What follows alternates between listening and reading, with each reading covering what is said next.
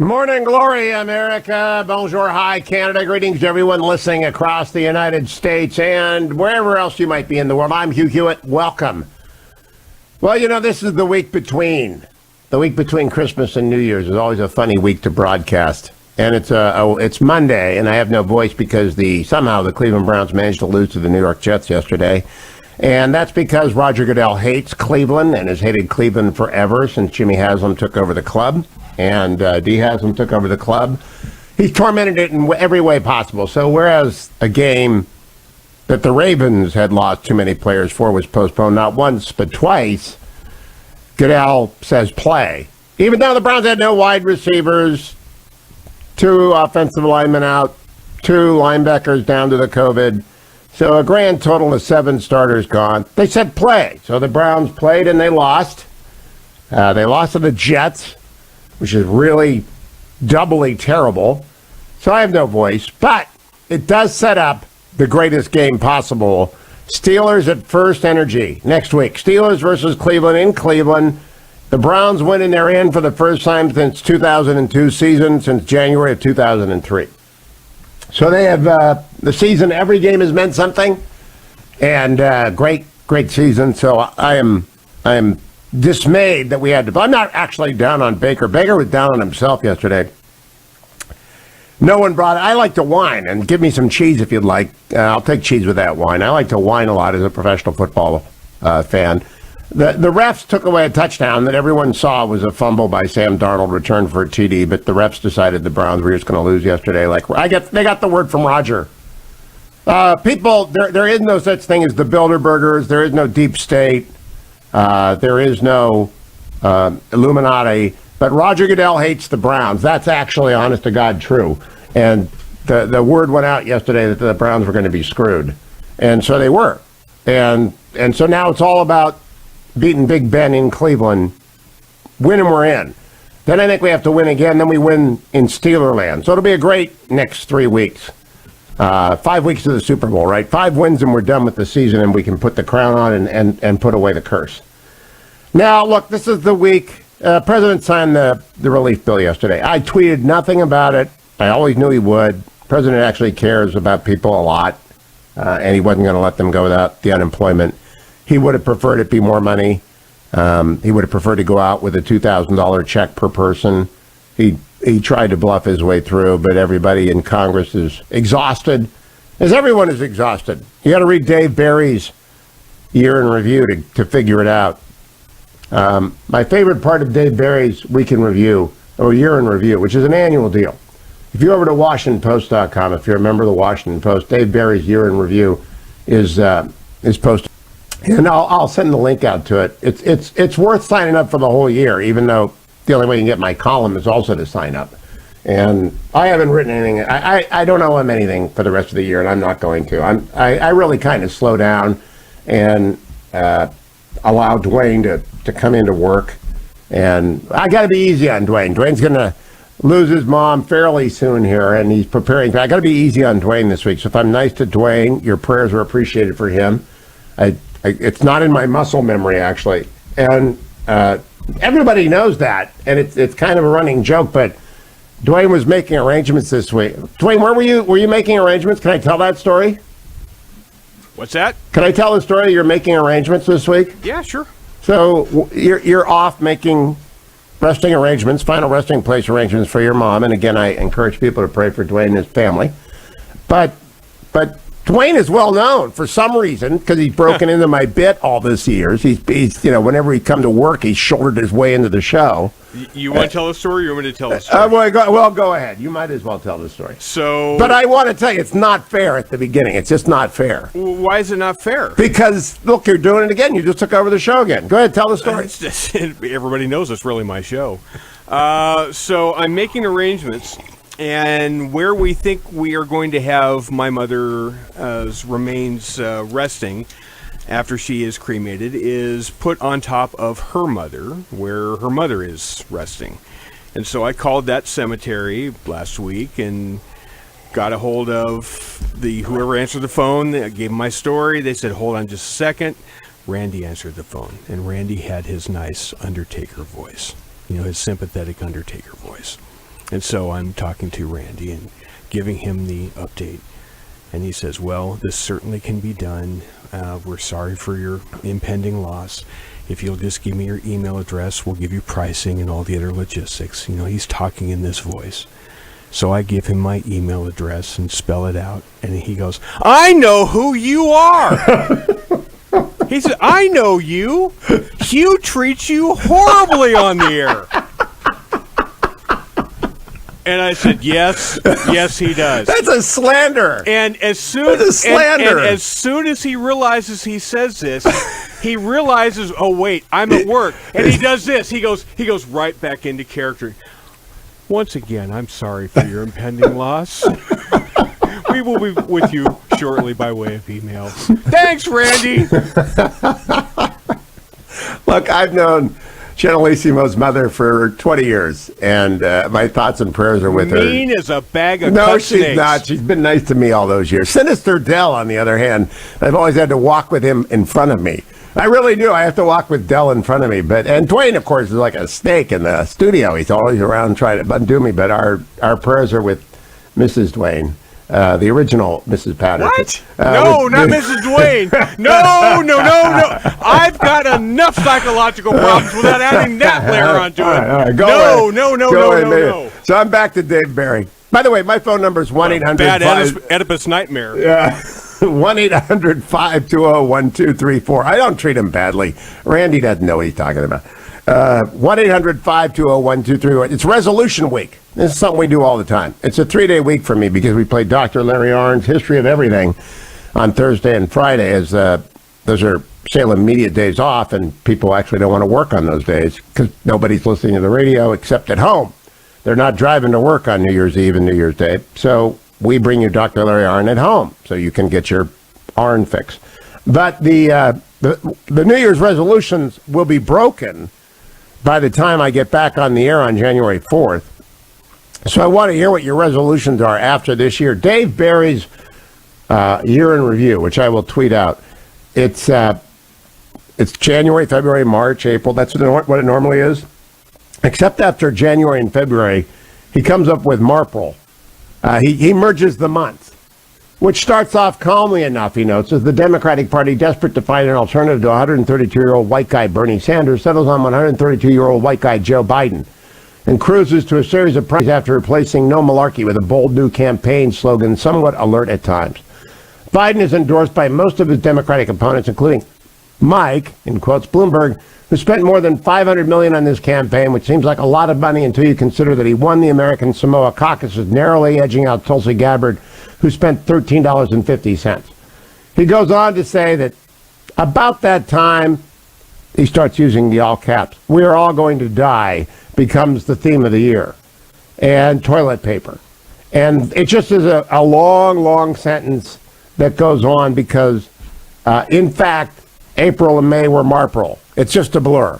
And the rest of the year is blur. And then he concludes, as all of us concludes, that 2020 is best seen in the rearview mirror. That 2020 is the year that we will tell our children and grandchildren about, and that 2020 is absolutely one long, howling Category 5 crap storm. We sincerely don't want to relive this year, Dave Barry writes, but our job is to review it. If you would want to prefer to skip this exercise in masochism, we completely understand. And he goes on, but if you want a year of nonstop awfulness, a year when we kept saying it couldn't possibly get worse than it always did, this was a year in which our only moments of genuine, unadulterated happiness were when we were able to buy toilet paper. That is for you. And I'll tweet it during the break. But I'd like to know what your resolutions are. 1-800-520-1234. Donald Trump has signed the COVID relief bill. The Congress is going to override his veto of the Defense Authorization Act. Joe Biden is going to take the oath of office on January 20th of 2021. It's going to be a different year. Everybody's moving to Austin and Nashville, despite the explosion in Nashville. Everything is on the move. It's like Grapes of Wrath with 3D goggles. I'll be right back. 1-800-520-1234. Connection to the Hugh Hewitt Show.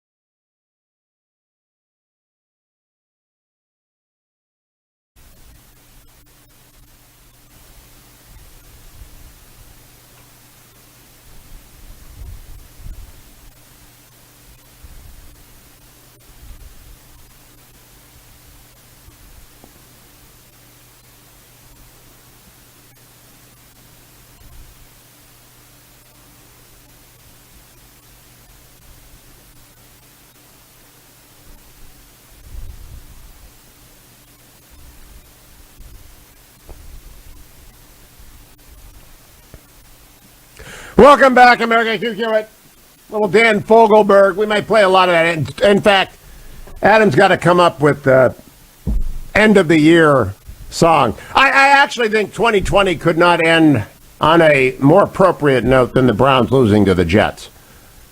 It's only sports, I understand that, but it's just a very 2020. The Browns are 10-5. They haven't won 10 games forever, and they're on the cusp of the playoffs. And 2020 ends with the Browns losing the Jets. But 2021 begins next Sunday at First Energy Stadium. Let me give you an up note. All right, let me give you some good news. This audience, along with Mike Gallagher's audience, and Seb Gorka, and Dennis Prager, and Larry Elder, we raised enough. This audience raised enough money to send Christmas presents from incarcerated men and women to their children for 41,000 kids. And that's really remarkable. And now those relationships will go on, and Prison Fellowship's Angel Tree Ministry will nurture those children and the parent relationship. You can still make a gift for the year ahead. They're going to continue that work. The presents are delivered. They're not doing that anymore, but Prison Fellowship's Angel Tree Ministry goes on. And, of course, people make tax-deductible contributions at the end of the year, and they write those checks out. Please write one out to Angel Tree. Just go over to HughHewitt.com, and at the very top you will see the Angel Tree banner. We're going to leave it up there this week and remind people all week long that even if you didn't give a present, maybe you got blessed at Christmas with some Christmas cash and you want to give some of that to a great organization. I can only tell you that keeping those kids connected with Angel Tree will be important in their lives to make sure their lives do not repeat in any of the pain or suffering of their parents' life. So thank you, all of you who donated. Very, very wildly above what we thought we would do. Lots of you have big hearts. Thank you. Want to remind you, if you're just staying home this week, and a lot of you are, From Poor to CEO is worth watching as the new year dawns. From Poor to CEO at salemnow.com is about Herman Cain. And he was a great, larger-than-life figure who will inspire if you're looking for, I'm going to really grab 2021 by the throat and win it. Go there.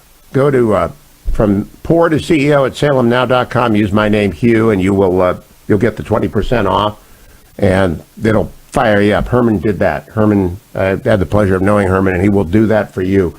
Let me check markets for you on this week, which really is a weird week on markets, but the president did sign the bill yesterday. President Trump unleashing $1 trillion, $900 billion of new money in aid to people across the United States in a variety of forms, and small businesses and people hammered by it. He wanted more. He didn't get more, but he got $900 billion, and he released that last night. And markets are responding accordingly. Germany is up 1.5%, and I don't know what today is going to bring. I think it's going to be a fantastic year for the market, and I'm fully invested. I do know Market Report is brought to you by Birch Gold, as they do every morning at this time.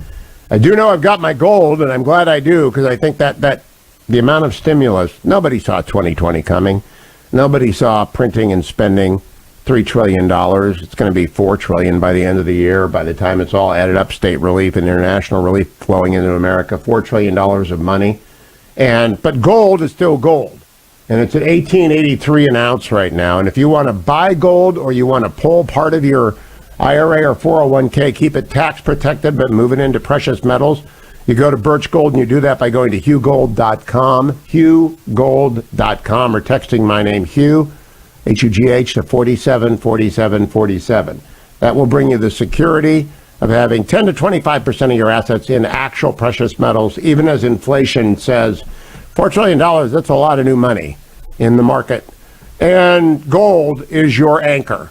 HughGold.com, or text my name, Hugh, to 474747. Birch Gold will send you information. I'll be right back on the Hugh Hewitt Show. Portions of the Hugh Hewitt Show are brought to you in part by Prison Fellowship. Click on the Angel Tree banner at the top of HughHewitt.com.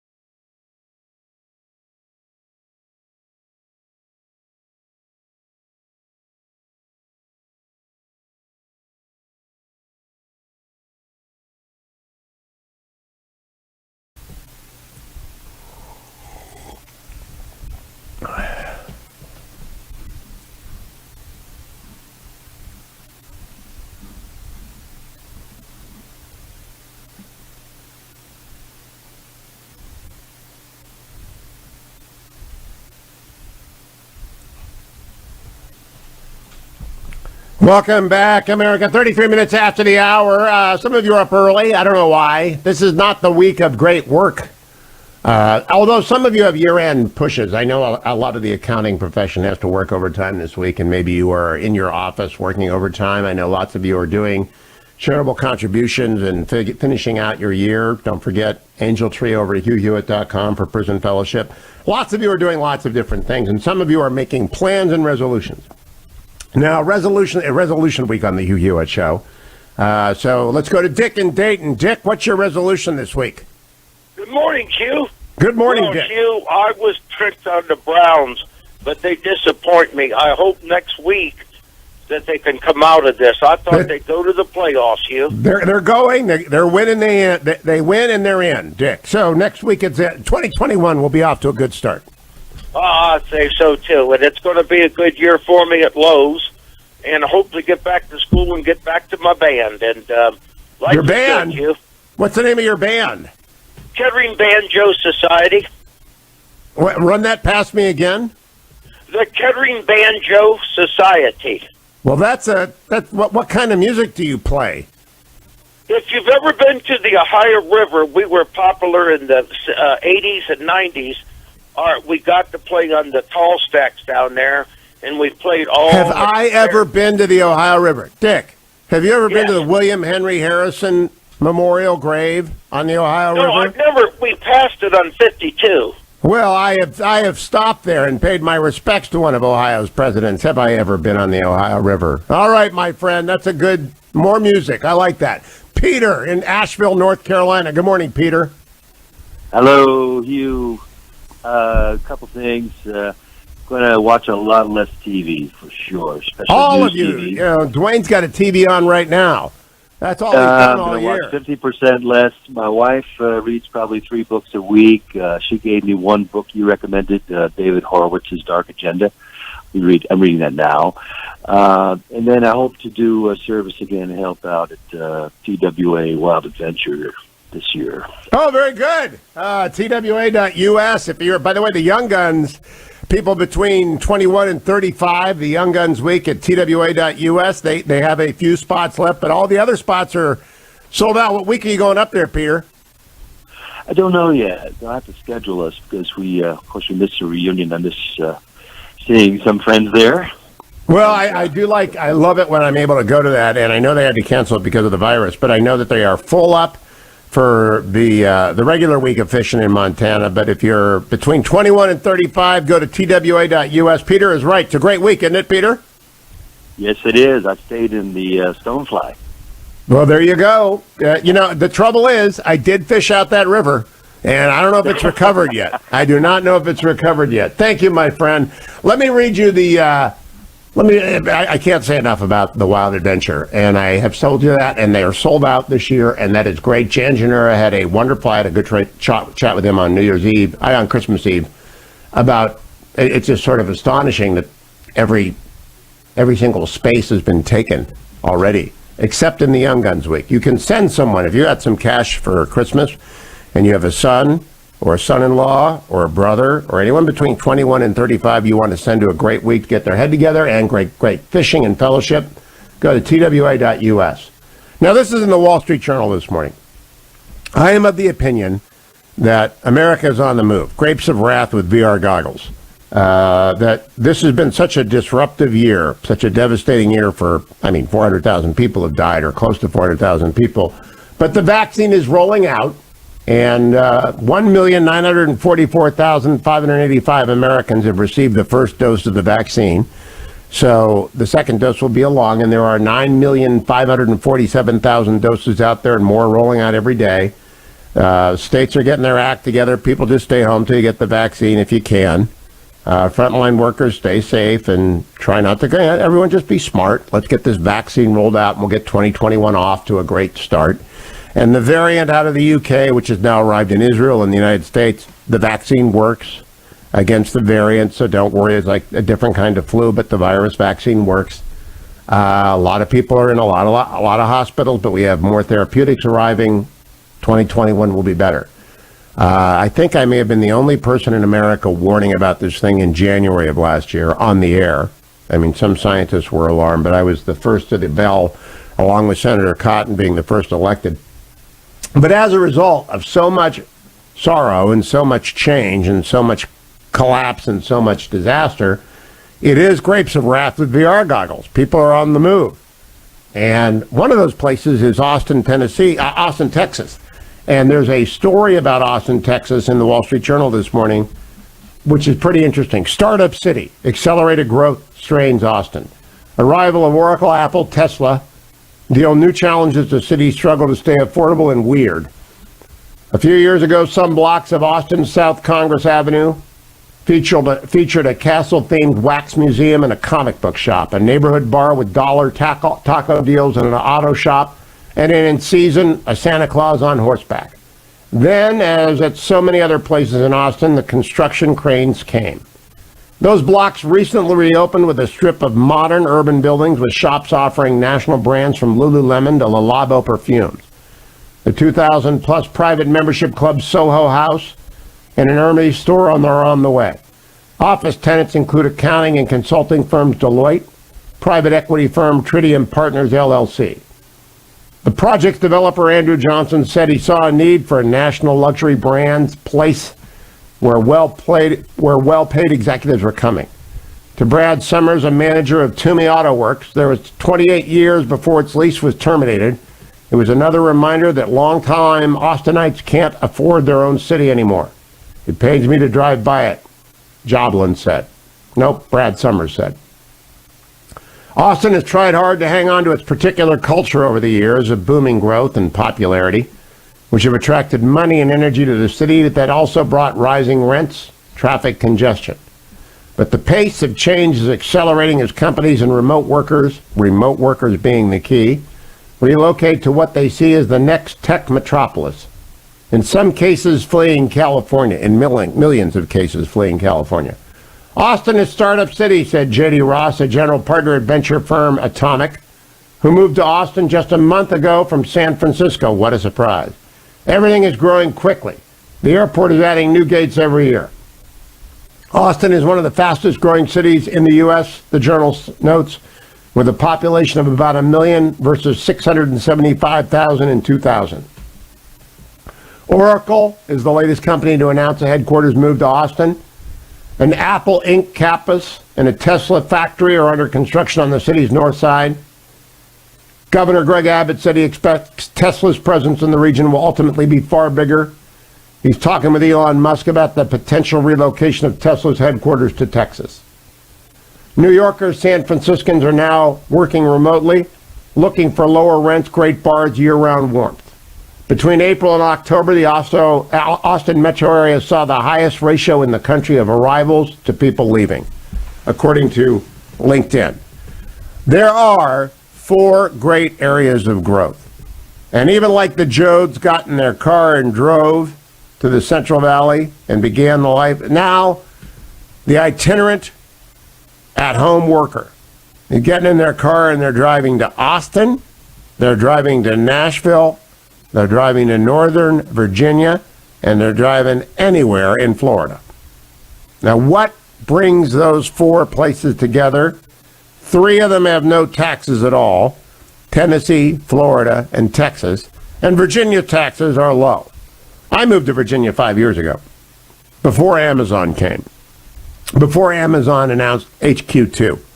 And HQ2 will change all of Northern Virginia. It will overshadow the District of Columbia in terms of skyline, because there is a height limit in the district. It will overshadow it in terms of employment, per capita income. HQ2 will change everything, and as you drive around Northern Virginia, it's going to be in Arlington, and it's really actually in Arlington, Alexandria, on the border there of the 2 cities. And it's already impossible not to see the absurdities that come with a tech boom. And those 4 tech booms, people are on the road and moving. They're going where taxes are low. And just California is emptying out to tilt the country back, like they tilted the country to the west when the aerospace boom arrived in the post-war era of 1950s and 60s. And everybody who didn't have a job, I had time with Doy Henley, who's a great, great American, talking to Doy 2 weeks ago, And Doy grew up in Illinois, and he went to vocational school. And Doy is one of the magnificent gentlemen of Southern California. He and Buck Johns remade Southern California's political scene in Orange County. And he's still a great supporter of Chapman University and the Nixon Library. And I just had out to lunch with Doy, just one of the grand old figures of California. And he talked about relocating from Illinois after he married Dee and lived in a trailer. He came out and started tinkering and inventing in California. And of course, he invented his way to wealth, but also to good works because his mom was a saint. And he just moved west. And that was the 50s and the 60s. Well, now it's tilted the other way. And people of ability and entrepreneurial skill and vision who do not want to support the corrupt oligarchy of the California public employee unions, they are moving back. They're going to Texas. They're going to Arizona. Arizona now has problems with it's slightly purple. It was a deep red state, and it's become purple because of the Californians who brought their politics with them. Colorado's already gone blue. And they were going to Colorado. Now they're skipping Colorado because they don't like the weather. It's actually that 300 days of sunshine stuff that I fell for once. I love Colorado. Don't get me wrong. John Andrews, if you're listening, I love you. CCU, if you're listening, I love you. Eric Hogue, I love you all. But you folks know those 65 days are hell. So the 300 days are great. Those 65 days, well, you can keep them. Northern Virginia never gets like that. And Florida, of course, Florida man doesn't want you, but you're going. And Austin and Nashville are just geysers of startups. And there are retirement growth in North Carolina and Georgia, don't get me wrong. There's retirement growth all across the country. There's some retirement growth actually on the Great Lakes state. But startup growth, that is the engine of prosperity. And startup growth is in Austin and Northern Virginia and Nashville. And the poor man, he did not kill anyone, but he injured 3 people who blew himself up in a RV in Nashville. Just say to everyone who's on the edge out there, you just call one of those lines, tell a friend. You don't have to take anybody with you. You don't have to torture yourself. There are actually great remedies for that now. Just reach out and say, I just am awful. I don't say that I'm in a tunnel. I don't say a way out. Just tell somebody, please. Now, let me tell you about this. ReliefFactor.com.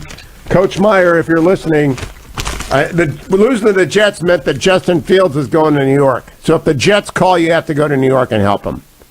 I know Jacksonville wants you, Coach Meyer, but that means Trevor Lawrence. And I was hoping you could go to Jacksonville with Justin Fields, but now the Jets are going to get him because those knuckleheads beat the Browns yesterday. But take Relief Factor with you. The Browns need it this week. Doesn't work on COVID, but the aches and pains that they got. Oh, I got lukewarm coffee. I myself went up and down the hill 4 miles yesterday before the game to work off nervous energy. And I went too fast, and I'm a little bit sore, but the Browns left me feeling even worse. But ReliefFactor.com will make me bounce back, as it will help you bounce back. I carry in Curcumin, Resveratrol, and Omega, the 4 natural supplements. My friend Botkin told me to take 2 tablespoons of olive oil as well. I'm not sure about that. But I'm sure about ReliefFactor.com, and I urge you to go and get it and come right back here on the Hugh Hewitt Show. Portions of the Hugh Hewitt Show are brought to you in part by Birch Gold Group.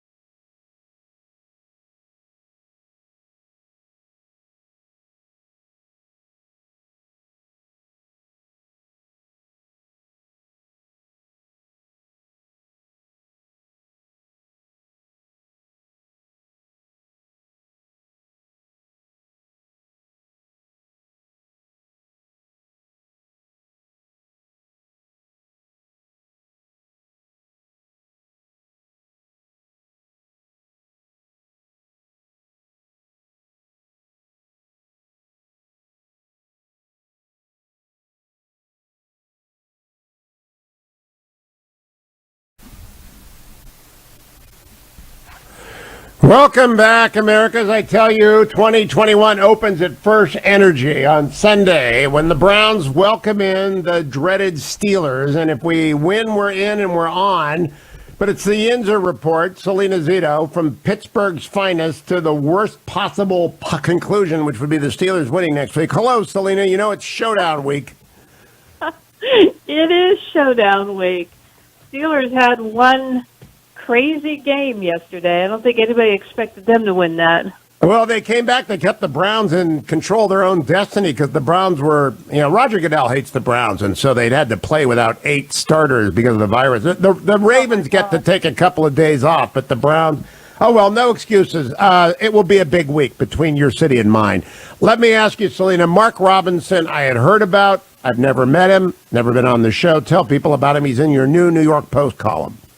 Mark Robinson is from Greensboro, North Carolina, and he grew up. He had a tough life. He was one of 10 children. His parents had not the healthiest relationship. Spent time in and outside of foster care, and he was after high school. He joined the Army, and kind of. I don't know, went in and out of jobs because his expertise once he left the Army was he was a furniture maker. And furniture kept going. Every time he held a job, the company would relocate to Mexico. And he got really upset with the city council in Greensboro for deciding not to allow a gun show happen, even though he didn't own a gun. He gave this 4-minute speech, and I really encourage people, if you haven't heard of Mark Robinson, to please click onto the link in my story about the speech he gives that says, "I am the majority." And it's only 4 minutes long, but it's incredibly powerful and moving. And he's elevated into the national spotlight, in particular among people who are supporters of the Second Amendment, for that speech.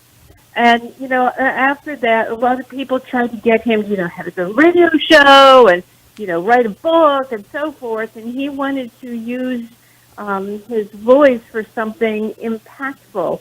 So without any experience at all, he decides to run for lieutenant governor in North Carolina. He had zero money, and yet he ends up getting more votes than Donald Trump and Tom Tillis in North Carolina, and wins the seat. Did he do any advertising? He's a black man, what, about 45, I would assume? Big man? Yeah. Did he get any funding from anybody? Did somebody give him any help? He had very little money. No, nobody thought this guy would win, but he became an obsession of Michael Bloomberg, who wanted to make sure that he didn't win. And it wasn't just about his position on guns, which Bloomberg is a very strong anti Second Amendment, but he was trying to take him out on climate change. Bloomberg has become, Salena, Bloomberg has become the epitome of elitism. And I don't know that the man is a good man or a bad man. I've never met him. I don't have any opinions on him. I never lived under him. But he has come to embody elites telling people how to live their life. And I don't think he quite understands how little regard in which he is held by most Americans because of that. You should know after that ill-fated presidential run, even within his own party. But he spent over $8 million trying to take Mark Robinson out. And it's just, it was the ultimate David and Goliath story. And Robinson won. He prevailed. And now he's the lieutenant governor, or will be in January, of North Carolina. And then you mention in by the way, if you want all of Salena's columns, just sign up at salenazito.com and she'll send them to you. He would be the governor if Rory Cooper got the Ron Burr seat in 2 years. Now, I don't think that's going to happen. I think the Republicans will hold that seat because Joe Biden will be in the White House. But what does Robinson do as lieutenant governor? In California, the answer is nothing. That's why I ran for it once for a week until the FCC told me I couldn't run. I mean, it's a great job in California. You don't have to do anything. I promised not to go into the office in my ill-fated campaign. Well, the thing that really was under Bloomberg's skin is that his most important role as lieutenant governor is to chair the Energy Commission, because this was all about climate change. There was also this huge expectation in North Carolina that the Republicans would lose control in the state Senate, and he would be the deciding vote. That didn't happen.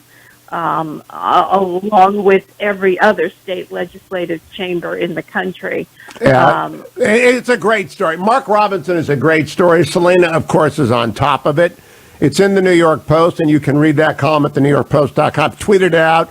But do sign up at Salena Zito. And Salena, I may or may not be talking to you next week. I don't know. If the Browns will prevail, I'll talk to you. Don't worry about that. Salena Zito, the Yinzer Report. Thank you, my friend. Happy 2021 to you. Come back, America. It's Resolution Week on the Hugh Hewitt Show.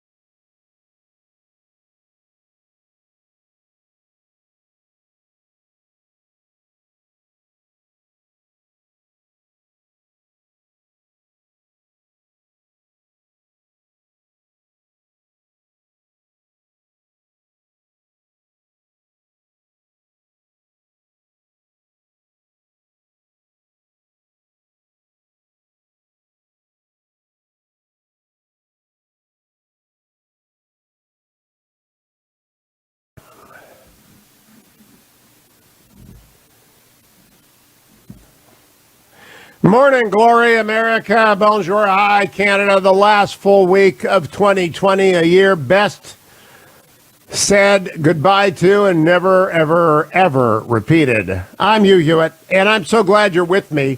I hope you're watching on YouTube. Our YouTube channel is very much the place to watch the show. If you're on YouTube right now, and you say, what's that really great fleece that Hewitt is sporting? It's a Roebuck, the sports attire company that really is a lot better than Lululemon and Roebuck. This was not payola. This was given to me by a friend of mine who knows the Roebuck guys, who've been on the show once before a few months ago because I really love their products. And I don't own a Roebuck. I don't own a dog. I've never had a dog, but I really like this fleece. Now, many of you were wondering, would I even show up today? Now, I may have mentioned over the 20 and a half years of this show that I am a Cleveland Browns fan. Have I mentioned that? I may have mentioned that. And yesterday, I was not on the air for the drive or the fumble. And now there's the drive, the fumble, and the Rona. Because the Browns haven't been in the playoffs since January 5 of 2003. And they have never played a playoff game at First Energy. So if they won yesterday, there was a chance that they could have played a playoff game at First Energy. And I would have gone for the first time since I bought my season tickets in 1999, when the man who must not be named brought the Browns back to Cleveland. I've had season tickets since. I started with 2 in the luxury area, and I thought, this isn't football. This is a movie theater. And so I moved. I got 4 on the top row of the stadium under the overhang, which is where my dad had his season tickets from 65 until the man who must not be named ripped the soul out of Cleveland and took the Browns away. But when the Browns came back, my dad wouldn't buy him again. He was so mad at the man who must not be named. But I wanted him to go to the game, so I got him. And I wrongfully told my brother, I'm not coming to a game until they're in the playoffs. I'll start coming because I knew the first year was going to be awful, and the second year and the third year I thought they could be competitive. 6th, 7th, 10th, Stop. 15th. Shut up. Be quiet. And so, honest to gosh, it's like a voice in my head. And so it's been, well, they've never had a playoff game. So I've had season tickets since 1999, and I've never gone to a game. Now, my sons go, my brother goes, my nephews go, friends of the family go, third cousins once removed go. Dwayne may have gone. I don't know who goes to those games. But I thought this was there. But look, all will be forgiven if they beat the Steelers next week. But yesterday was tough because on Saturday, the virus took out every wide receiver. Dwayne could have played wide receiver for the Browns yesterday. And they got 4 guys together. I don't know their names. Bradley I think one of them was named Bradley. I don't know them. They were on the practice squad. All 4 starting wide receivers put on the COVID list. Jed Wills was out, not with COVID, but he may have had the flu or something. And Wyatt Teller was out, the starting right guard, is the best guard in the league. And then 2 of their 4 linebackers. So it was like 8 on 11 football. And so it was deeply distressing to me. Baker, fumble maker. Stop. Baker had a bad day, but he didn't throw any interceptions. He just dropped the ball. And he took it all on himself. Honestly, Baker Mayfield is a lesson for every elected leader in America who said, it's all on me. It's my fault. I love that. So I like Baker Mayfield, and they can sign him to the 5-year deal in the offseason. Guy just says it's my fault. Dropped the ball 3 times. And now one of those terrible plays on the other side, Sam Darnold dropped the ball, and the referees blew it dead. They said forward pass. Not with Baker, no. And at the end, I thought Kareem Hunt actually recovered the fumble exactly where Baker fumbled it. But I digress. All will be forgiven if they win next week. Let me instead talk a little bit about Donald Trump. Donald Trump signed the bill. And when he signed the bill, everybody got their unemployment, all the businesses got their relief, and a lot of people began to think, there's a CNN story that Phil Boyce sent me this morning, why Donald Trump is already the 2024 frontrunner. That may be. This was not a great week for the campaign of 2024. I have myself advised the president to open Trump 2024 and take in all the money and sit on it. And just wait and see. Lots can happen. He may not want to be president again. He may want to pick the president. He may want to throw the Republican Party behind Mike Pompeo or Tom Cotton or one of his allies from the last 4 years. He may not want to deal with this anymore. I don't know. 4 years is a long time. I always used to do 3-year contracts in radio, and I always said 3 years is a long time. But this time I signed an 8-year contract that I believe begins this year. Maybe I'm finishing year one. I never really think about it.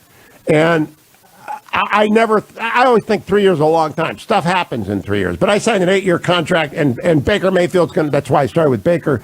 He's going to sign a 5-year deal, and nobody knows how that stuff goes, right? Every NBA player that signs a 5-year deal who's not named LeBron ends up being a burden on their team.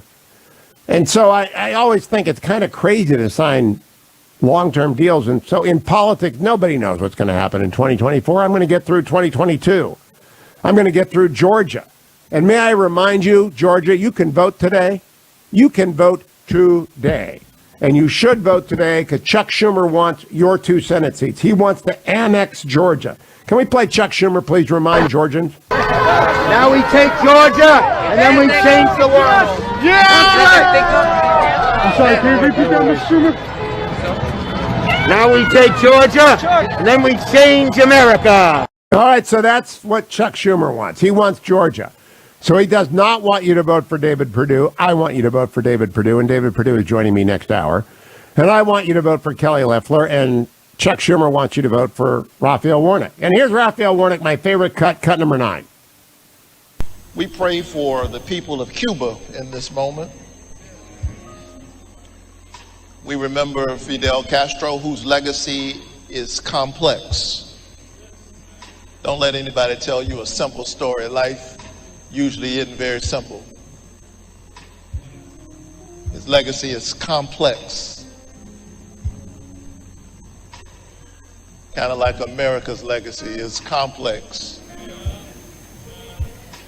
America's legacy is not complex. America's legacy has been of one continual improvement, of a declaration of an objective equality that was flawed at the beginning in execution, but every day gets stronger in the United States, and the 14th Amendment backed it up after the Civil War, put an end to slavery, and we have made progress every year towards a more perfect union. And that is an aspirational society. But Cuba is not complex. Cuba is a communist dictatorship. And Fidel Castro is an evil man, and it's good that he's dead. And it will be better when his brother's dead. And that is simply the truth. Maybe they can come to Christ before then, but they are better off dead, and Cuba is better off without the Castro. It's not complex. So Raphael Warnock wants to be the senator from Georgia? I don't think so. The National Republican Senatorial Committee put this ad out on Warnock and his colleague, John Ossoff, the empty suit, who's 33 and never done anything except take money from the PRC. Cut number 16. John. Oops. Cut number We 16. need to send a message this year. We need to send a message that if you indulge this kind of politics, you're not just going to get beaten. You're going to get beaten so bad you can never run or show your face again in public. Because we have had enough, absolutely enough, of what we are getting from Donald Trump and his fellow travelers right now.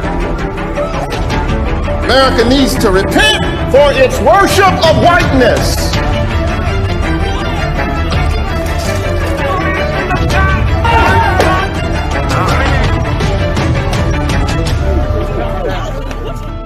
You're not just going to get beaten. You're going to get beaten so bad you can never run or show your face again in public. Now, if you subscribe to my YouTube channel, you would have seen that. It's a brilliant ad. It's running all over Georgia, and it's telling Georgians, look, you asked for this. Ossoff and Warnock have not hidden who they are or how radical they are. And David Perdue and Kelly Loeffler are mainstream center-right conservatives, and you have a choice. I mean, it's the clearest choice. Here's the David Perdue ad, cut number 15. John Ossoff opposed past COVID relief and encouraged Democrats to block additional aid for months. But Senator Perdue never gave up. Perdue again delivered real, meaningful help for Georgians. $900 billion in new COVID relief. Direct checks to Georgians, critical funding for vaccine distribution, small businesses, public schools, and help for folks out of work. Ossoff obstructed. Perdue delivered. I'm David Perdue, and I approve this message. He's a very, very good senator. Meanwhile, Raphael Warnock said this in a sermon in 2011, cut number 4. America, nobody can serve God and the military. That's not true. And everyone in uniform knows that you can serve God and the military and in the military. Don't let Ossoff and Warnock into the Senate. Go out today, Georgia. Go vote early for David Perdue and Kelly Loeffler. Come right back to the Hugh Hewitt Show. Portions of the Hugh Hewitt Show are brought to you in part by Prison Fellowship. Click on the Angel Tree banner at the top of hughhewitt.com.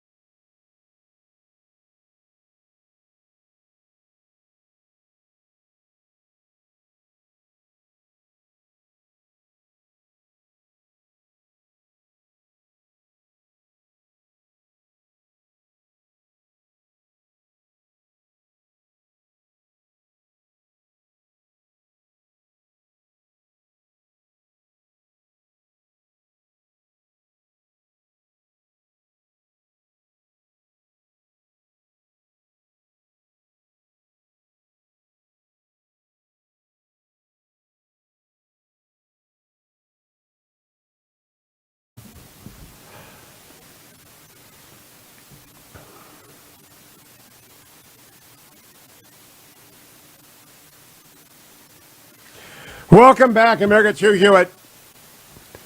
Fetching Mrs. Hewitt and I had a Christopher Guest marathon. We watched Best in Show and A Mighty Wind back to back. And just like the fellow whose feet are too big for himself, that's the guy with two left feet in Best in Show. Best in Show, you can watch 5 times in a row and laugh every time. And A Mighty Wind is so corrosively funny. If you know anything about folk and the transition to rock and Dylan, it's terribly funny. Christopher Guest is just funny. Let me tell you that 2020 was so bad that you don't even remember. It's the year of Jeffrey Epstein. It's the year of the college admission scandal. It's the year of the Henry Weinstein trial. That's all forgotten. There's a Fox News story up on the scandals of 2020. It's like a tornado of news. This may have been the easiest year ever to do talk radio, with a presidential campaign and a once in every 2 lifetimes or 3 lifetimes. The 1918 flu affected my grandfather, and the 2020 Rona affected me.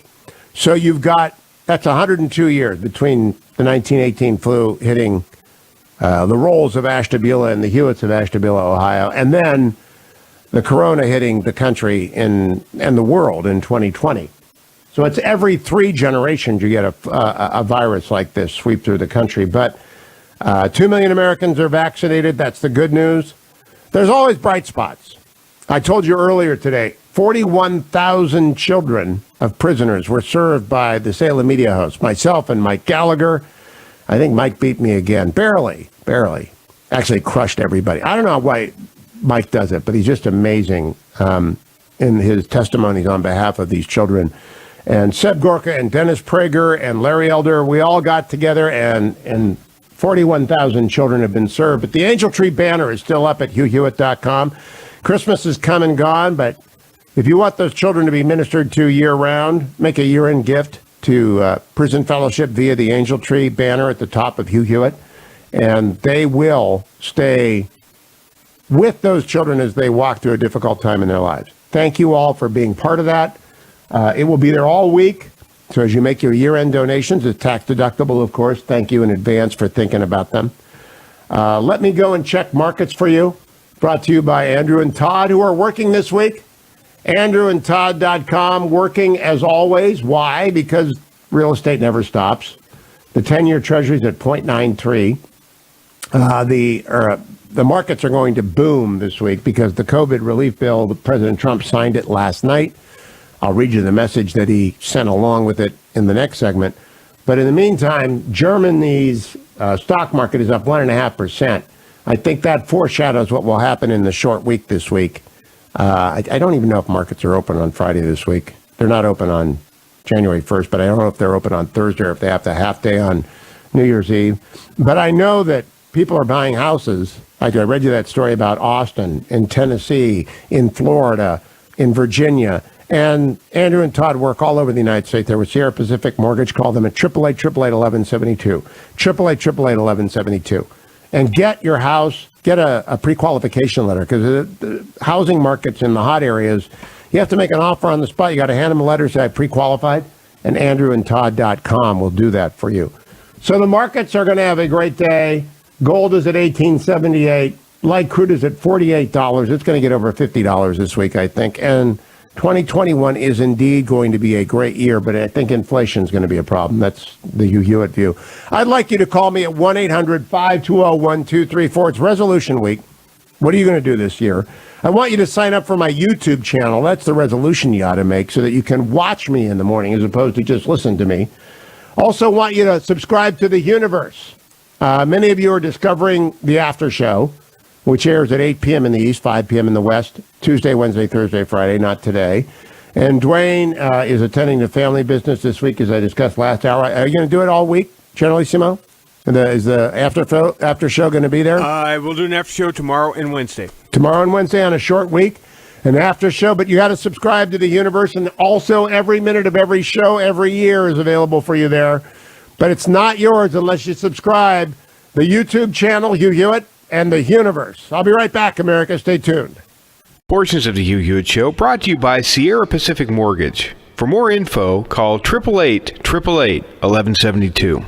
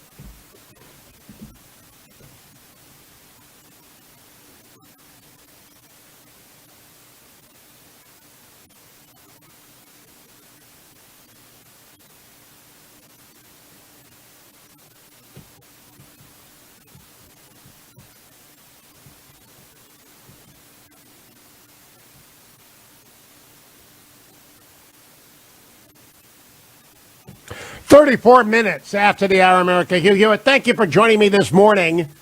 It's a short week in the broadcast booth. Thursday and Friday, we bring you Dr. Larry Arnn. But this is the 3 days I call Resolution Week. 1-800-520-1234. 1-800-520-1234. What's your resolution? I was talking with one of my sons this week. I've got 3 children. They're grown.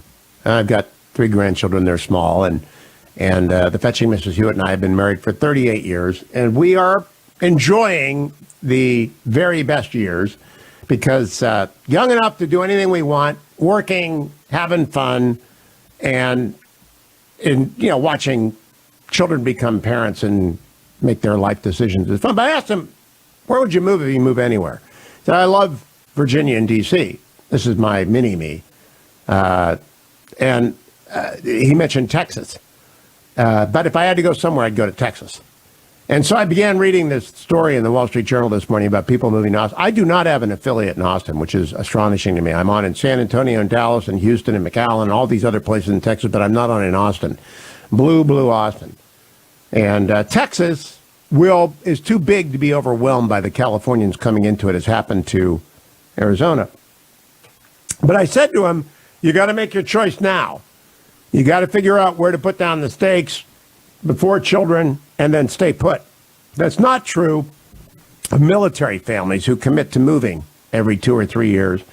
But if you're not military, you pick a place and you improve your community and you throw yourself into it. And I picked California, and the fetching Mrs. Hewitt picked California, actually, when we were done with our service before the mast in the Reagan years. And we just upped and came back to California in 1989, stayed there until 4 years ago. We moved back to Virginia. And raising a family is assisted either by the certainty that you will be moving every 2 or 3 years, the military, or by steadfastness in place. And it's very sad to see what's happened to California. I mean, it is heartbreaking. Because when I first went there in 78 and moved into a tiny little horrible place in the Pier Bowl of San Clemente, California, it was idyllic for a 22-year-old on very little money. You could live at the beach. You could walk to the beach from where I lived. And it was a terrible place to live. Fetching Mrs. Hewitt, who I was dating at the time, I met not long after I got to California, hated to come over to my house because it was just, they had moss growing on the walls, but it was cheap. And after a couple of years, I had gotten a little raise from President Nixon. I'd moved from David Eisenhower's staff over and found a roommate, and we rented a place at Beach Road. And there is actually no better thing to do than to live at the beach when you're single and 24. It's just the greatest thing in the world. And you could, in those days, and I'm sure it's still that way, rent a beach house by one of the L.A. people who would only come down during the summer. And you could rent it from September until May for pennies.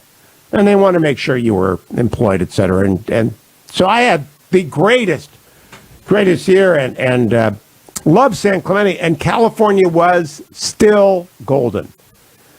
And it got a little bit tarnished. And then Pete Wilson came in after George Duke Majan. He cleaned it up. Pete turned it into, Pete took a lot of heat from the conservatives because he raised taxes and he just bit the bullet. He'd been left a nightmare, not because of Duke's problem. Duke didn't even see it coming. But it was the years of Bruce Hershenson and Pete Wilson and George Duke Majan and the rise of sort of new conservatism. And it was a great place to be. And they had the red team and they kept businesses in California. Well, that's all gone to hell. And it is a mess. And now they have a bill pending which will drive every last person out of the state. A wealth tax and a 60-day rule. I think they're both unconstitutional, but who wants to wait around while it's done? A wealth tax that says any money you earn while you're in California will be taxed forever by California. And a residency lock-on. They're going to count all your income in California if you're here for more than 60 days, which will catch all the snowbirds who go to the desert. That will crush the desert real estate market. Honestly, the people in Sacramento are just morons. They're just morons. 60-day rule. It's unconstitutional. It prohibits interstate travel, the right to come and go. It's a burden on interstate travel. The Dormant Commerce Clause, Clarence Thomas doesn't like it, but it's real. And you can't do any of that, but that won't stop them from doing so, and then they'll litigate. But in the meantime, Tesla and Elon Musk and Larry Ellison and Oracle, and it won't be long till they're all gone. And Jeff Bezos is a smart guy. He went to Virginia.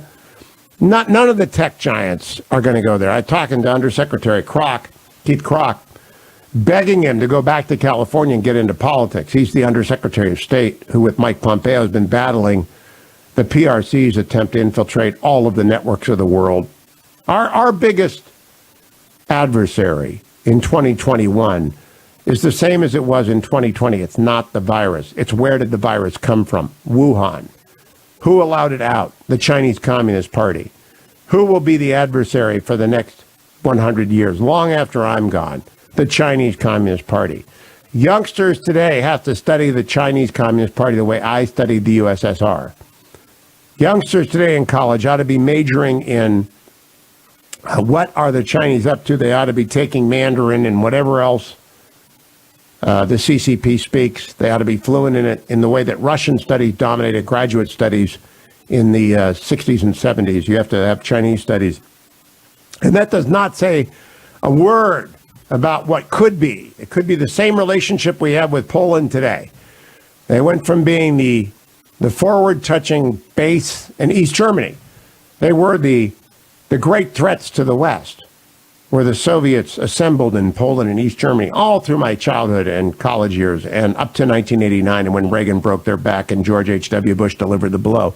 And all it takes is resolution and resolve about the Chinese. And Donald Trump's great triumph is going to be the reorientation of the American people, awareness towards the CCP, that they are not a benign and jolly friends from across the water who want nothing but to live with us in peace and accord and growing prosperity. Now, it is an existential challenge. It's the only one.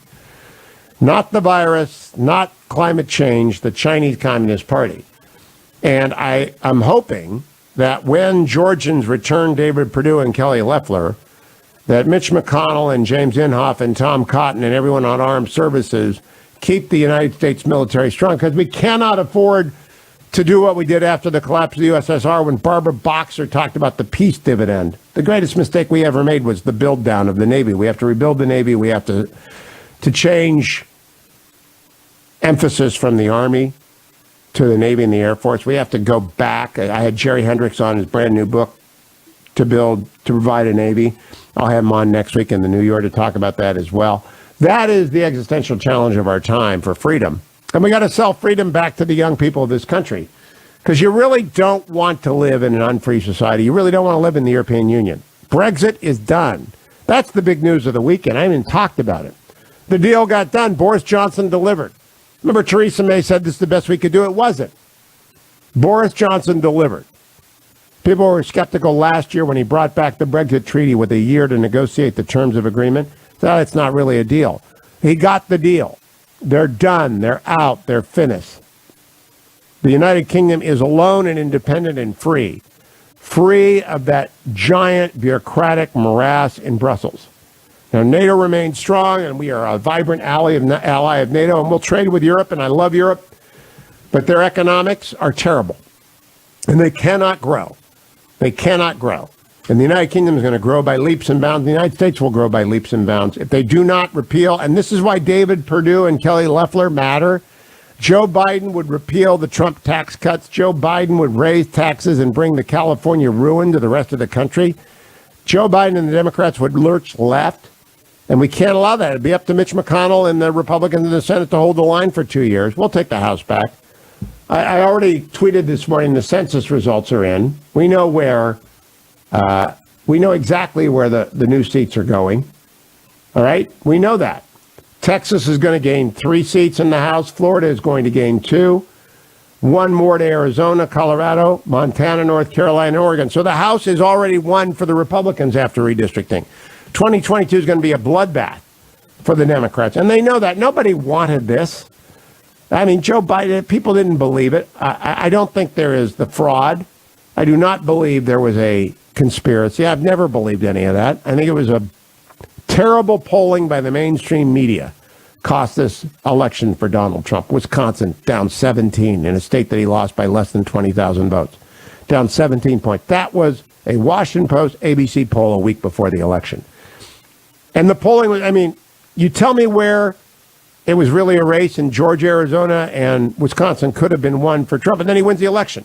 Those three states, 44,000 votes, maybe 42. I haven't added up the final numbers. That's what this election went to. It was closer than 2016. And it was because of polling, because people had no idea what was going on out there, and I blame the media, and I don't believe these Georgia polls. I think David Perdue is going to win handily. I believe Kelly Loeffler is going to win handily, because John Ossoff and Raphael Warnock are radical. They are hard left socialists. And you've just got to understand that. And Chuck Schumer doesn't care what Georgia wants. Chuck Schumer wants those 2 votes for himself. He said it, play cut number 1. Now we take Georgia, and then we change the world. Yeah! I'm sorry, can you repeat that, Mr. Schumer? Now we take Georgia, and then we change America. So you heard him. He's going to annex those Georgia seats to his caucus, and they're going to change America. Not for the better. And I'm not making that up. That Chuck Schumer and every Georgian, go and vote today. Early voting is open. You can go to Google and say, where can I vote in Georgia? And they will tell you, give them a zip code, and they will tell you where to go. Go and vote today, because Chuck Schumer is going to take your votes if you don't. Here's Chuck Schumer. Now we take Georgia, and then we change the world. Yeah! I'm sorry, can you repeat that, Mr. Schumer? Now we take Georgia, and then we change America. I play it again and again and again, and I'm going to play it today, tomorrow, and Wednesday, so that all of you get out and vote by a week from tomorrow. We will know the course of this country for the next 2 years. And if those 2 races are lost, if the radicals Ossoff and the radical Warnock win, this country's in for a very bumpy road. Very, very, very bumpy road. Skyrocketing taxes, extraordinary spending that no one can afford, that the money doesn't exist. We just spent $4 trillion we don't have to deal with the virus. And we got to pay for that. And we're going to pay for that in inflation, I think. That's what we're going to pay for that on. But in the meantime, it's up for you. It's also up for you to join ReliefFactor.com, the legions of people who every day take this. If you're watching on YouTube, at Hugh Hewitt channel on YouTube, you see the North Carolina blue lime green bag. I already took it. I took it in the first hour. I remind you about hours 2 and 3, 6 miles on Saturday, 4 miles on Sunday. It wasn't enough for the Browns to get past the Jets. I can't even believe I'm saying that. But it proves you I'm live. A lot of hosts take this week off, and not me. I'm here to tell you, I'm not giving up. I'm back in the game. I'm going to get Relief Factor to the Browns. We are going to do what we need to do. Browns fans everywhere are going to rally and get the Browns back to what they need. But I will tell you, ReliefFactor.com. I carry Kirkman Resveratrol Omega. I talked to Seth, who's one of the owners, last week about his view, and the company's experienced extraordinary growth because doctors are figuring out natural supplements are better than over-the-counter pain relievers, and they're urging people to take these 4. Get the right amount in the right way, the easy-to-swallow ReliefFactor.com. $19.95, get you started, and come back to the Hugh Hewitt Show.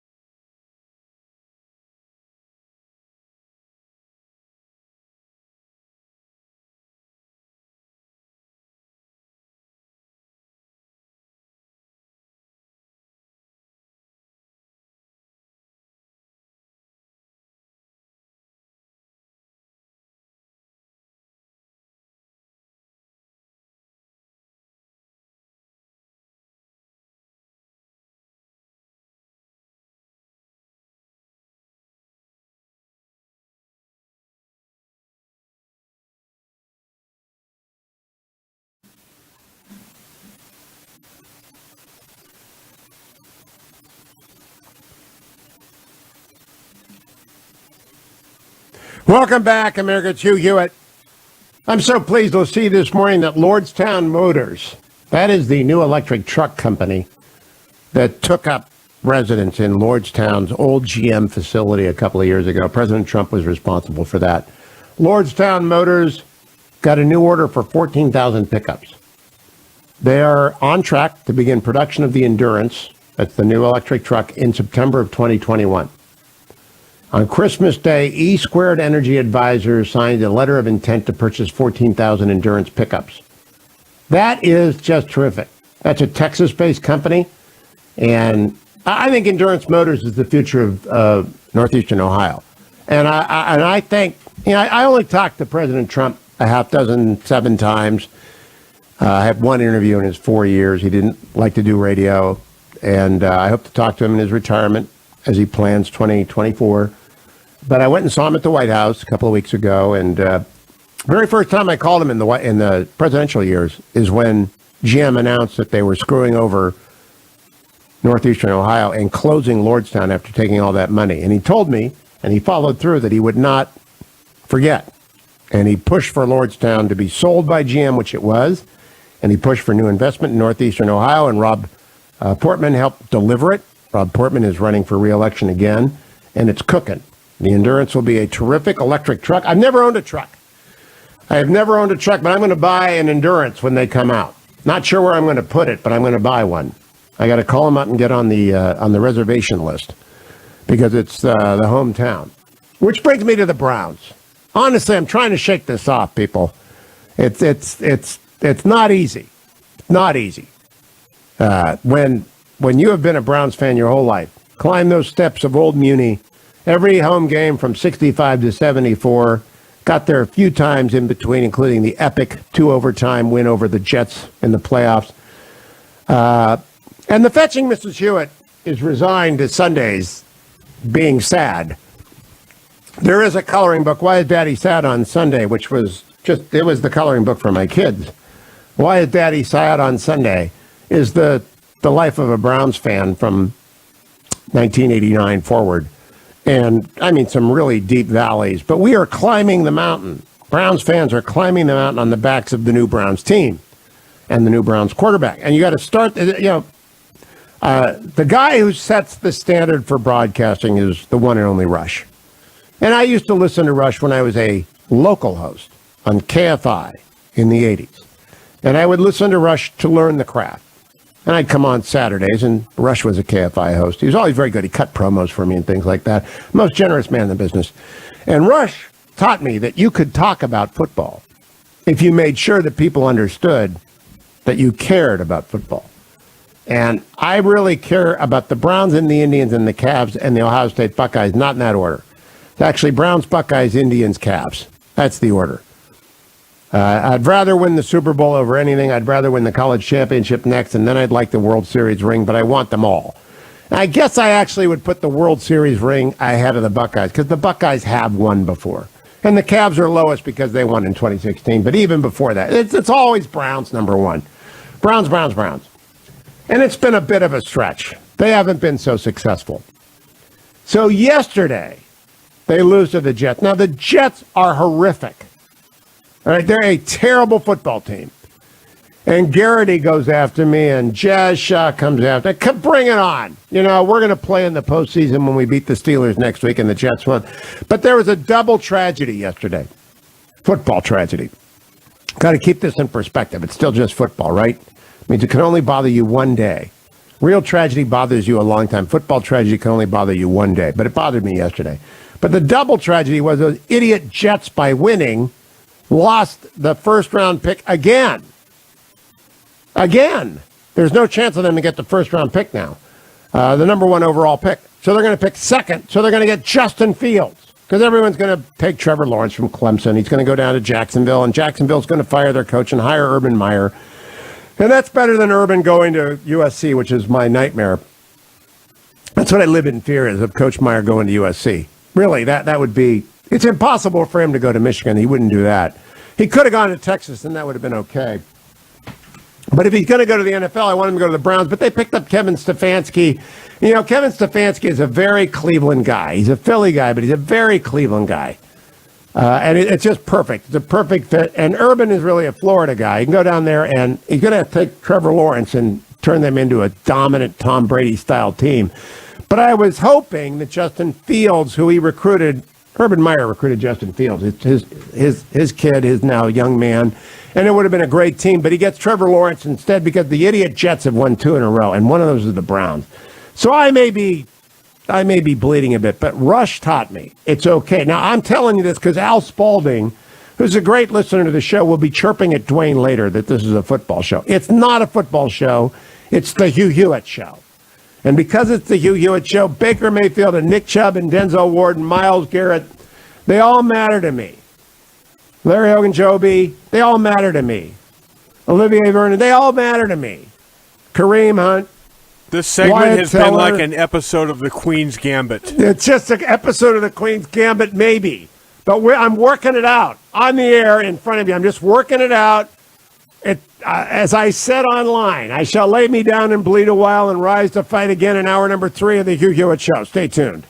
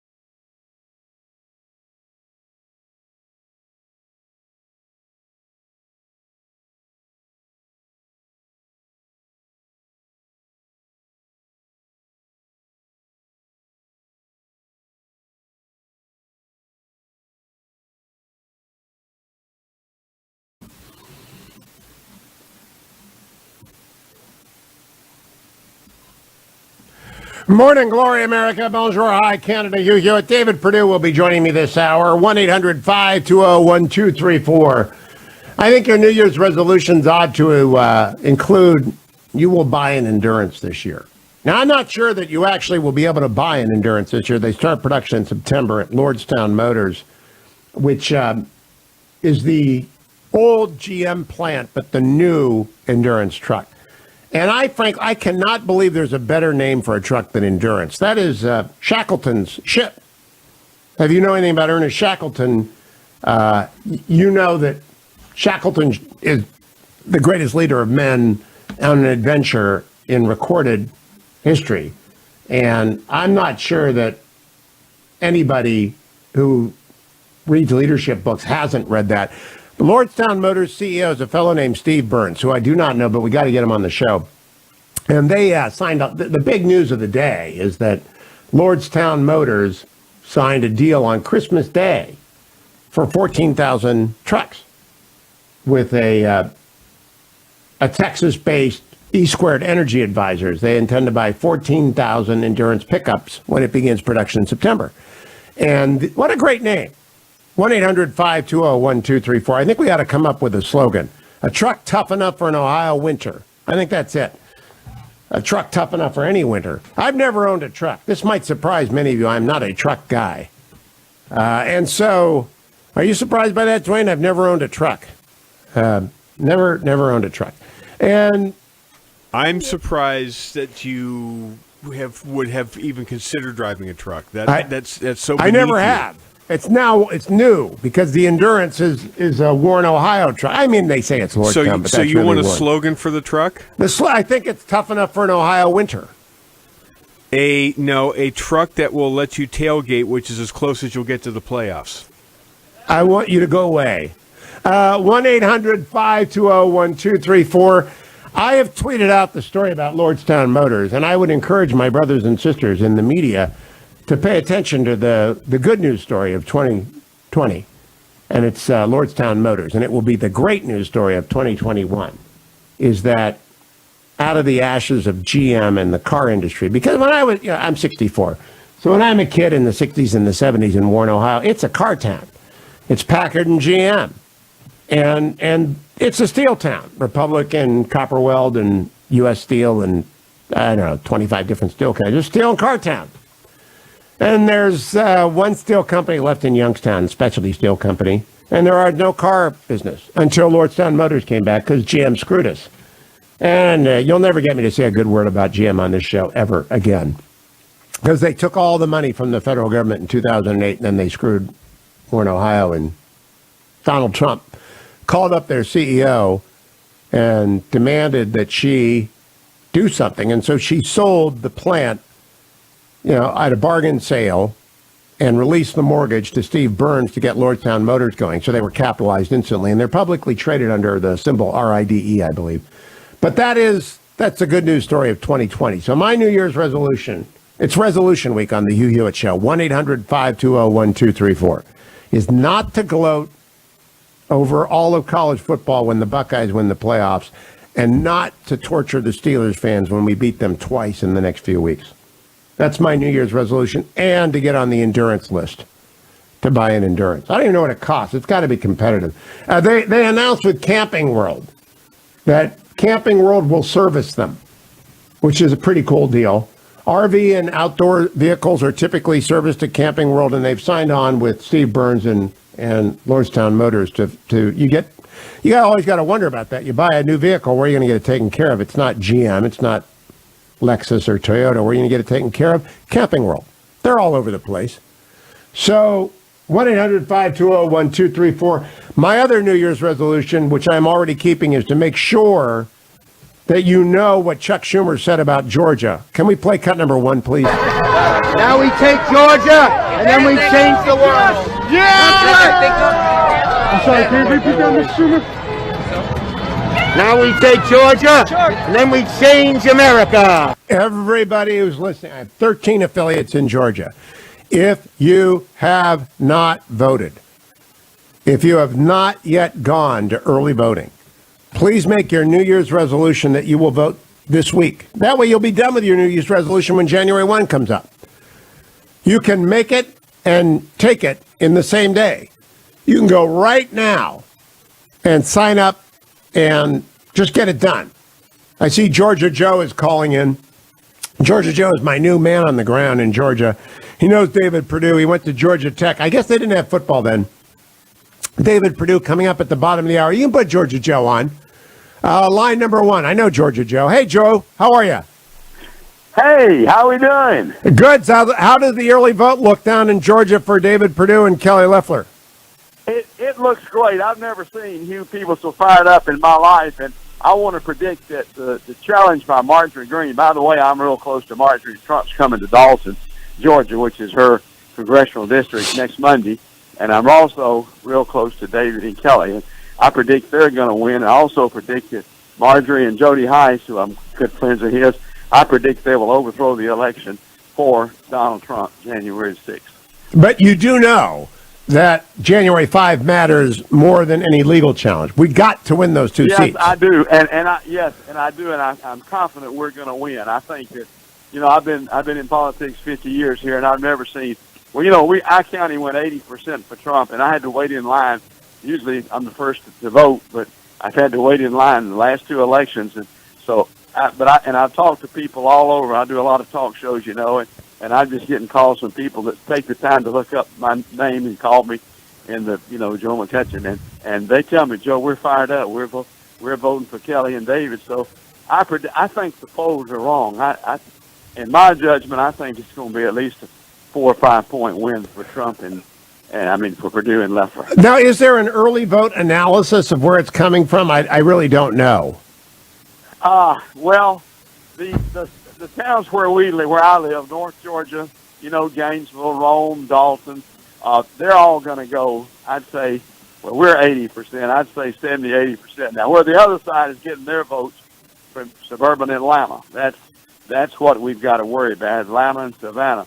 We'll win the rural counties, which, of course, I'm in, and I think we'll win it enough to offset the urban vote for the other two. But have they done an analysis of where the votes are actually coming in? The ones that are coming in, like I say, the bigger city, Atlanta, they're coming in, of course, for Warnock and Ossoff and Savannah and probably Columbus. But the others, 159 counties, and I'd say that our two will win. At least 130 to 140 of them. Well, what's interesting to me is more than 2 million voters have already cast ballots in Georgia's special election, and about 3% of those people are new. They didn't vote in November. Who are those people, Joe? Yeah, that's true. And I think a lot of them are our people, too. I think a lot of our people. That's what I want to know. You think they're your people? I have a leadership class at Poole's Barbecue, and in that class I have 7 young people who want to be president of the United States. And they're not only are they voting for our people, but they're organizing around the state for our people. So that's another reason. The young people, I've started this class about 6 months ago, and we really have. I've got the president of the North Georgia Teen Republicans, the vice chair, the executive vice president. They're all in my leadership class, and in fact, a couple of them work for Loeffler and Perdue. Well, they've got. I'm extremely optimistic. I think it's a wake-up call this election, so I can't help but think Georgia is going to do extremely well. Are you live now? Or are you just? I am live, absolutely. And David Perdue is going to be on at the bottom of the hour. Well, David's great. I know Dave. We have a home at Sea Island. That's where David lives. And David and Bonnie are great people. And no, I think we're going to win. Trump's coming to Dalton, where I grew up in Dalton. That's where I'm from. I live in LJ, but. He's coming to Dalton, and I think that's a tribute. Last time he came to Rome, and this time he's come to Dalton, where they're all in Marjorie Greene's. When is that? When is he going to Dalton? I don't know whether you know Marjorie or not, but I don't. What day is? What day is? Strongly suggest. Joe, what day is the president coming to Georgia? He's coming next Monday at 7:00 to Dalton, Georgia. Hey, Joe, thank you, buddy. 7:00 Monday, January a week from today, 7 o'clock. January 4th, 7 o'clock, President Trump in Georgia, get out the vote. But I still think everybody, and thank you, Joe, for the call. I like hearing from Georgia, Joe. I think everybody should vote early. Do not wait. We don't need any drama. We want that race called as soon as it's over on January 5. People have figured out Ossoff and Warnock are radical. They're not even liberal. They're radical leftists. And David Perdue and Kelly Loeffler are mainstream center-right people. Get out there and vote for Perdue and Perdue and Kelly Loeffler. And I'll be right back on the Hugh Hewitt Show.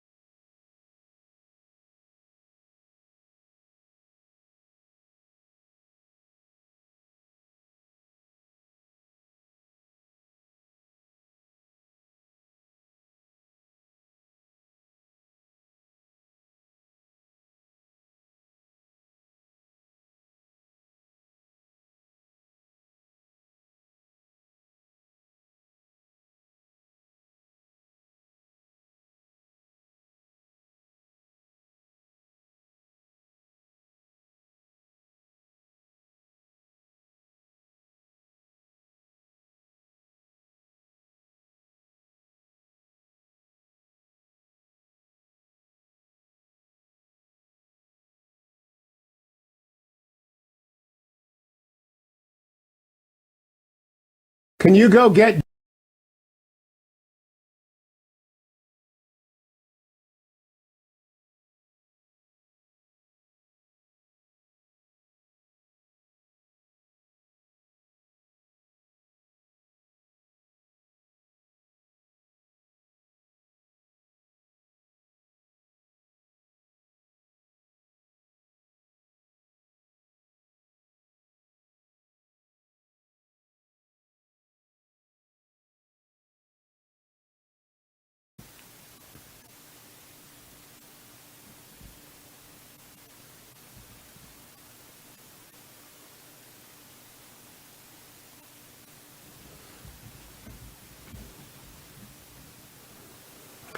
Welcome back, America. Georgia's on my mind. David Perdue, senator from Georgia, is coming up after the break. He's on my mind because, yes, indeed, the election is a week from tomorrow.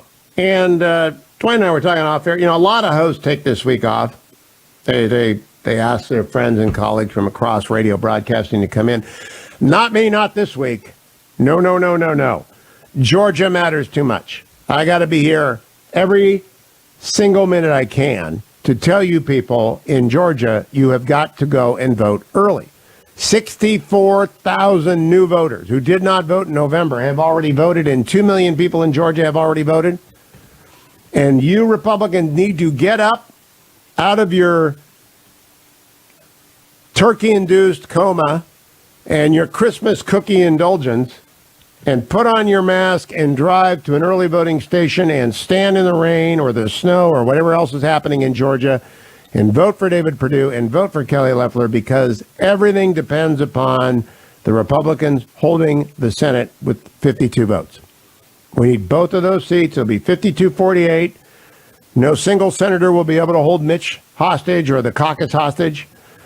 And we will not have taxes raised. We will keep David Perdue is chairman of the Sea Power Subcommittee of Defense Armed Services. I'll talk to him about that in the next segment. We'll keep the Army and the military completely funded. And you know what Chuck Schumer wants? He wants to go hard left. He believes the future of this country is socialist. And he's with AOC. He's afraid that AOC is going to challenge him in the primary. So he wants to go hard left. And he said what he is going to do with the Georgia votes. Cut number one. Now we take Georgia, and then we change the world. Yeah! I'm sorry, can you repeat that, Mr. Schumer? Now we take Georgia, and then we change America. And that is exactly what he plans to do. By the way, Generalissimo, I have sent you the J.J. Watt rant about why he still cares and feels bad for the Texan fans who are getting short-changed. That's good, because we got to beat the Titans next week, Texans. Get into it. I'm going to root for the Texans next week. J.J. Watts, he was a congressman, wasn't he? No. J.J. Watt's, the one we care about, is a defensive end, second best defensive end in the league. Third, actually, given the way that Olivier Vernon is playing. It's going to be the Myles Garrett Defensive Player of the Year in the NFL. But I want to talk to Patrick in Florida. Hello, Patrick. How are you? What's your New Year's resolution? How you doing, Hugh? I'm probably about like the rest of them, smoking them old nasty cigarettes. Quit smoking. Very good. Hey, have you ever tried before? Yes, sir. And so this is the year? Yes, sir. Good for you. Because I got three new grandbabies that I got to quit for them. You got to do it. All right, Patrick. Applause for you. Let me remind you, another resolution, America. Go over to HughHewitt.com and make a contribution year-end to the Angel Tree. We got 41,000 gifts from parents to their deserving children, from their prison cells to their homes, with a note and a Bible and a gift. And Prison Fellowship and Angel Tree works the year round, and your tax-deductible contribution can still be made, and we'll begin to make sure that those relationships stay connected and mended. And that's what Angel Tree does. So thank you. Let me check the markets, brought to you by AndrewandTodd.com. AndrewandTodd.com are with Sierra Pacific Mortgage, Andrew Del Rey, Todd Avakian. I talk about them every day. And I tell you why. Because they are working every day. They are making sure that if you want to buy a house in this market, in this week, you can call them up at 888-888-1172, and they'll get you pre-qualified, and they will tell you how much house you can buy. And you can take that letter. They'll get it to you. They'll PDF it to you. You can walk into any house in America and say, I am already funded, and buy the house that you want. And that's because Andrew and Todd.com are the best in the business. They've been my friends for 20 plus years, Andrew, and almost a decade, Todd. I know them well. Next week sometime I'll go visit them, preferably after I get the vaccine. And I want you to take advantage of them. Germany, the market is up 1.5%. And the NASDAQ and the Dow and the S&P were all in the green on Friday, but President Trump signed the COVID relief. So it's going to be a big day on the markets. Interest rates are going to rise, America. Get to andrewandtodd.com early. 888-888-1172. Come right back for David Perdue on the Hugh Hewitt Show.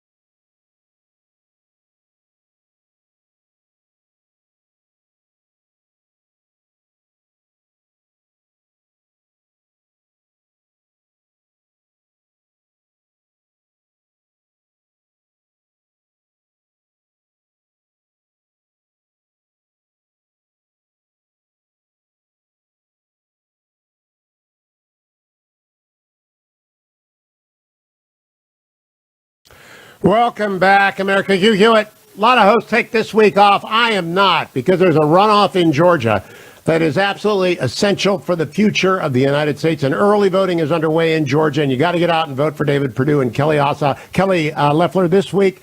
And I'm joined now by Senator David Perdue. Good morning, Senator. How are you?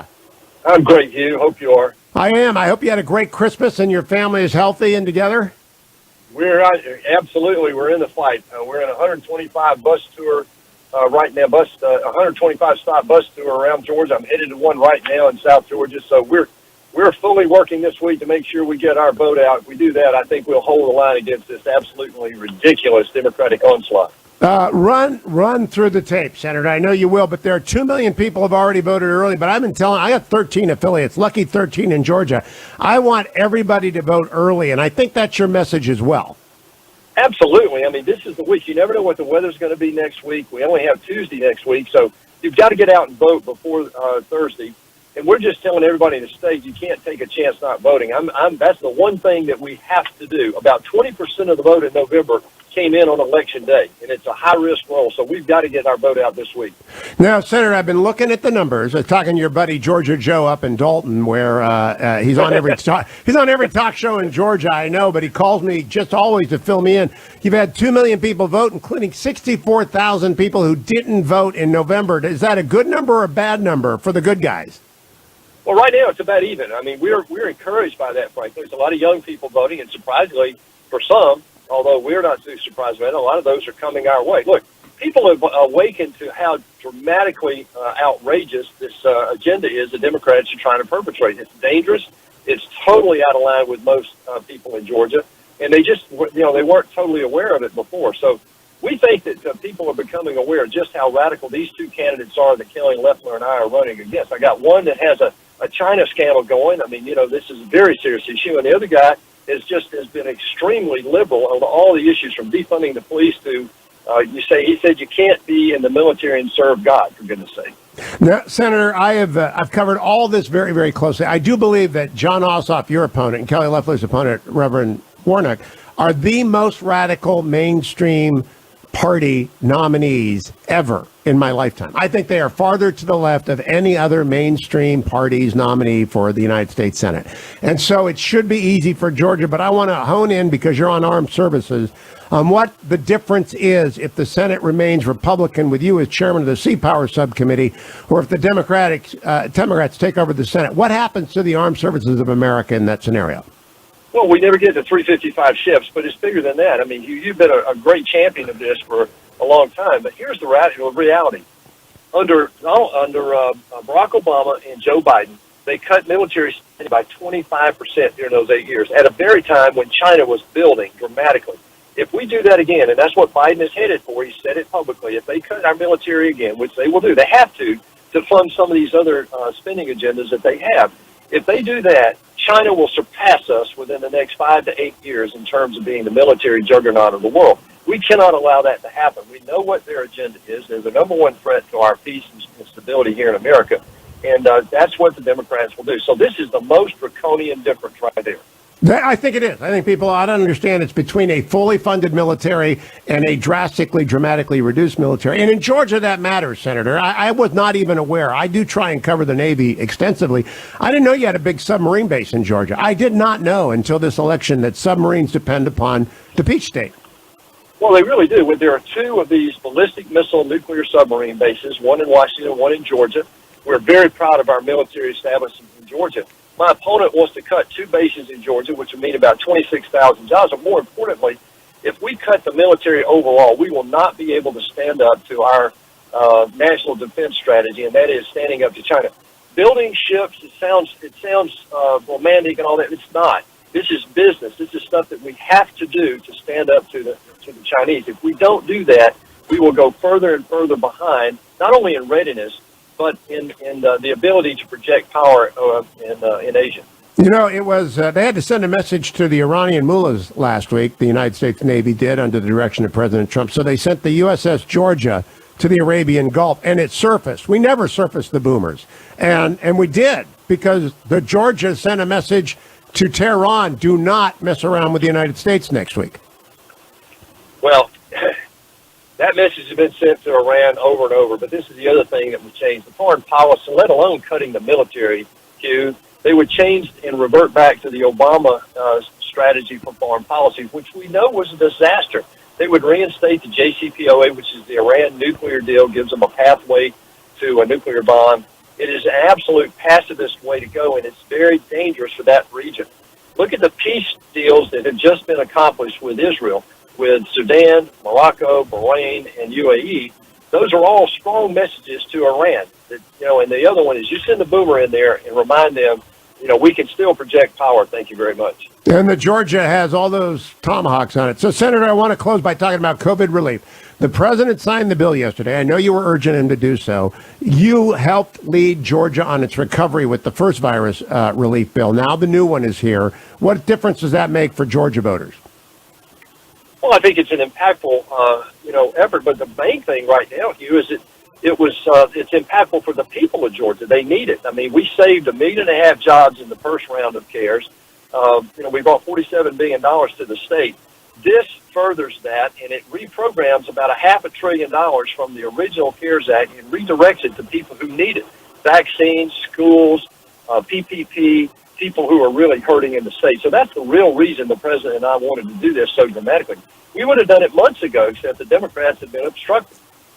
Now, Senator, I want to close by talking about Jon Ossoff, who you're running against. He's 33 years old. When I was 33, I had put 5 years into the Reagan administration, and nobody even asked my opinion. I had jobs to do, and I carried briefcases, and I learned from Ed Meese, Bill Smith, and Ronald Reagan, and Fred Filling, but nobody cared what I thought because I hadn't done anything. Honest to goodness, a 33-year-old empty suit with ties to the Chinese Communist Party, money funding him.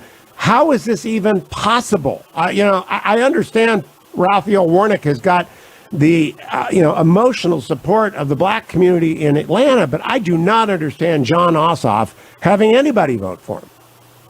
Well, it shows the Democratic agenda. I mean, what they've done is they've picked two actors. Neither one of these are qualified to be in the United States Senate. They don't have any life work. They don't have real experience.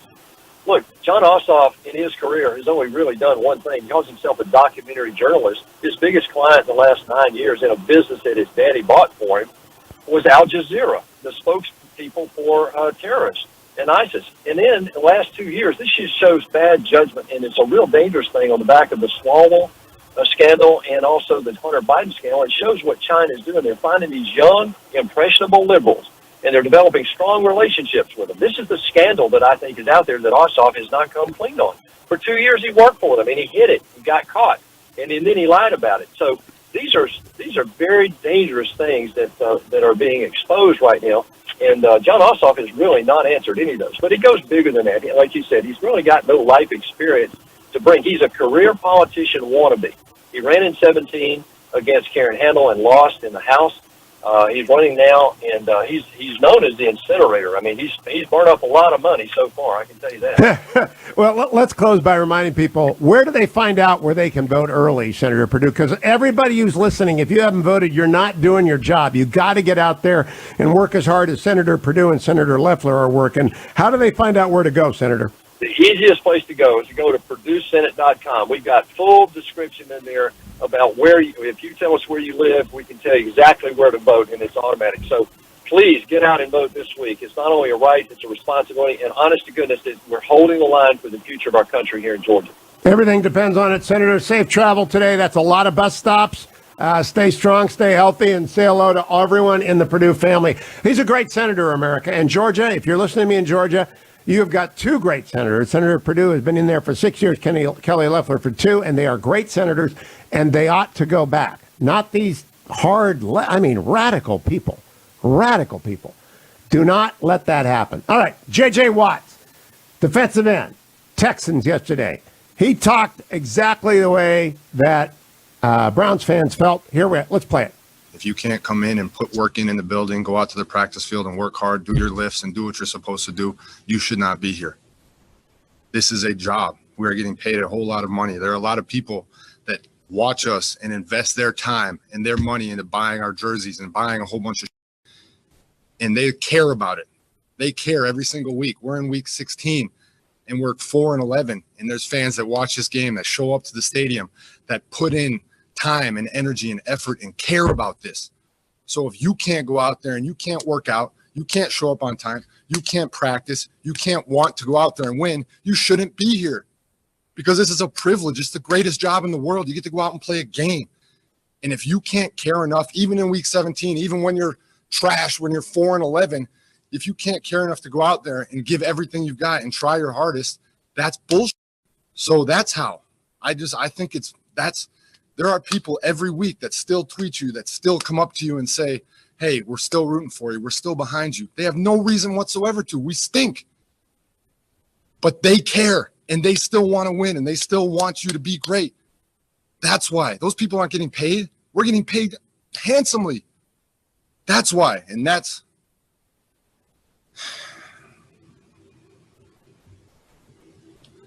who I feel the most bad for is our fans and the people who care so deeply in this city and the people who love it and who truly want it to be great. And it's not. And that sucks as a player to know that we're not giving them what they deserve. Go bring him to Cleveland. Now, we got great players like J.J. Watts. I mean, Baker took it on his shoulders yesterday. Baker Mayfield is a very, very responsible guy. Stood up and said, that's my fault. Game's on me. But I like that for professional athletes everywhere, to listen to that. Twitter has a very bad impact on professional sports. It turns it into a club where, I mean, it's always been, the fans are not the club. I never refer to our effort, because I'm just a fan. And fans are just fans. They're not part of the club. But the illusion of community becomes the reality of community if you actually buy into it. And that always has been in Cleveland. And Baker and all those people actually have bought into it. And J.J. Watts is buying into it. And Twitter pulls it apart. You know, players from different teams talking to each other and just excluding the fans. The whole thing will fall apart if it becomes, it's supposed to be about community and where you're from. And J.J. Watts wants to deliver for the fans. And you know, I just wonder sometimes that it is not a guarantee that people will stick with you. And this is something that every professional athlete has to remember, and every politician has to remember. It's not about you and your buddies in whatever world you exist in. It's not about talk shows talking to each other. It's about the listen to you. It's about the fans who watch you. It's about audience. What do they get out of it? And that, I want you to hear J.J. Watt. I just appreciate him saying that. I also appreciate those of you who go to ReliefFactor.com. I appreciate it very much because they have supported this show for so many years, and I take it every morning in the first hour. I remind you, do it 2 more times. I do it twice after I take it. Why? Because you need to remember to take it before you go get in the car and commute. Now, you may not be working this week. A lot of people are off this week. The virus has shuttered so much. But almost 2 million Americans have got the vaccine. America is slowly restarting at full capacity. By March, we will be in full rollout mode with a 3rd and a 4th vaccine coming along, new therapeutics. The country will be reopened. Do not let anyone tell you otherwise. The country will be back. The COVID bill was signed by the president yesterday, and it's kicking in, and the markets are going to be great, and you're going to have to go, go, go, go, go.